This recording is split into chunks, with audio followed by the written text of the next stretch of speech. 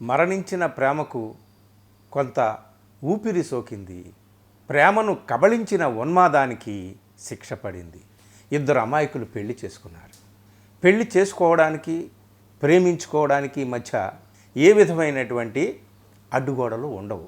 వాళ్ళకి రెండు హృదయాలు కలవడమే తప్ప రెండు కులాల, మతాల, ప్రాంతాల, భాషల అనేటటువంటి చర్చ ఉండదు ప్రేమ పక్షుల మధ్య. ఆ ఇద్దరు పెళ్లి చేసుకున్నారు. ఎందుకు పెద్దలకు చెప్పకుండా చేసుకున్నారు. ఎందుకు చేసుకున్నారంటే ఆ కుర్రవాడు దళితుడు, ఆ అమ్మాయి అగ్రవర్ణానికి చెందిన అమ్మాయి.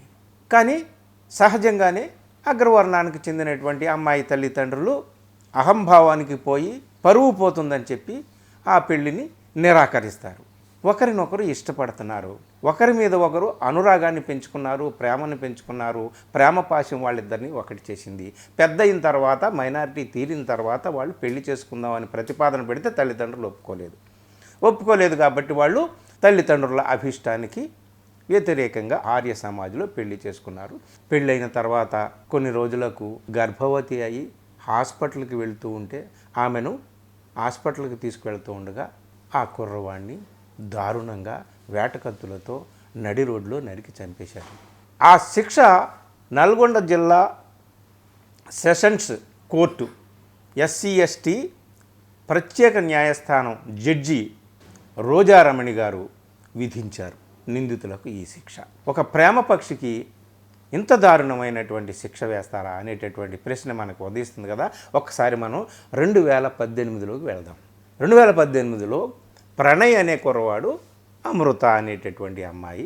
ప్రణయ్ అనేటటువంటి వాడు SC కులానికి చెందినటువంటి వాడు, దళితుడు, మాల కమ్యూనిటీకి చెందినటువంటి వాడు. అమృత ఆర్యవైశ్య సామాజిక సముదాయానికి చెందినటువంటిది.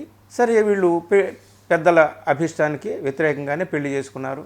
ఆర్య సమాజంలో పెళ్లి చేసుకున్నారు. తర్వాత విందు చేసుకున్నారు. ఆ విందు, ఆ అట్టహాసం, ఆ వేడుక అదంతా కూడా ఫోటోలు తీసుకొని వీడియోలు తీశారు. అది చూసి పిల్ల తండ్రి రెచ్చిపోయాడు, ఇగోకి వెళ్ళాడు. అంతా అల్లకల్లోలం. ఏం జరిగింది అంటే ఆ అమృత తండ్రి మారుతీరావు ఏం చేశాడు, సుపారీ ఇచ్చి హైదరాబాద్లో ఒక కిరాయి గొండాకి, అంటే డబ్బులు తీసుకొని హత్యలు చేయించేటటువంటి గ్యాంగ్ ఉంటారే, సుపారీ గ్యాంగ్, వాడికి ₹1 కోటి సుపారీ ఇచ్చి నువ్వు ఏమైనా సరే ప్రణయని చంపేసేయాలని చెప్పేసి కుదుర్చుకుంటాడు బేరం.